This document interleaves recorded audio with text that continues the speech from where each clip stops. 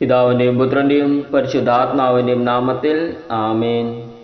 എൻ്റെ ഈശോയെ, രാവും പകലും തണലേകി എന്നെ പരിപാലിക്കുന്ന പൊന്നു തമ്പുരാനെ, ഇന്ന് അങ്ങ് എനിക്ക് നൽകിയ മനോഹരമായ മണിക്കൂറുകൾക്ക് നന്ദി പറയുന്നു. ഈ ദിവസം കാണാൻ എനിക്ക് അവസരം നൽകിയതിനും അങ്ങേക്ക് നന്ദി പറയുന്നു. എൻ്റെ പാപങ്ങൾ പരിഗണിക്കാതെ എന്നെ സ്നേഹിക്കുന്നതിന് നന്ദി ഈശോയെ.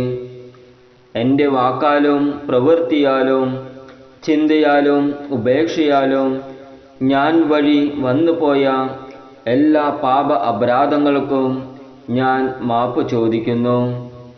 പോരായ്മകളും വീഴ്ചകളും എന്നെ കൂടുതൽ വികൃതമാക്കുന്നു. ഈ ദിവസം അവസാനിക്കുമ്പോൾ ഇനി ഒരു പ്രഭാതം എനിക്കുണ്ടോ എന്നറിയില്ല. എങ്കിലും എൻ്റെ ആത്മാവിനെ അങ്ങയുടെ കൈകളിൽ ഏൽപ്പിച്ച് ഞാൻ ഉറങ്ങാൻ പോകുന്നു.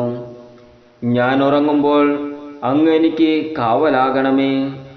അങ്ങേക്ക് മനസ്സാകുമെങ്കിൽ സന്തോഷവും സമാധാനവും അനുഗ്രഹങ്ങളും ഒരുക്കി വച്ച് ഒരു പുതിയ പ്രഭാതത്തിലേക്ക് എന്നെ വിളിച്ചുണർത്തണമേ.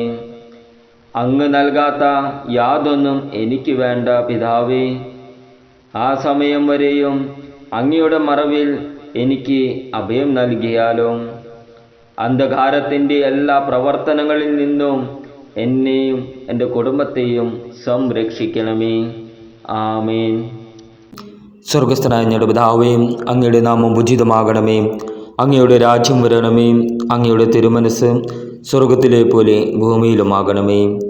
അന്നു വേണ്ട ആഹാരം ഇന്ന് ഞങ്ങൾക്ക് തരണമേ.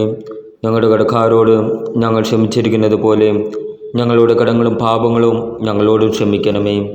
ഞങ്ങളെ പ്രലോഭനത്തിൽ ഉൾപ്പെടുത്തരുത്, തിന്മയിൽ നിന്ന് ഞങ്ങളെ രക്ഷിക്കണമേ. ആമേൻ.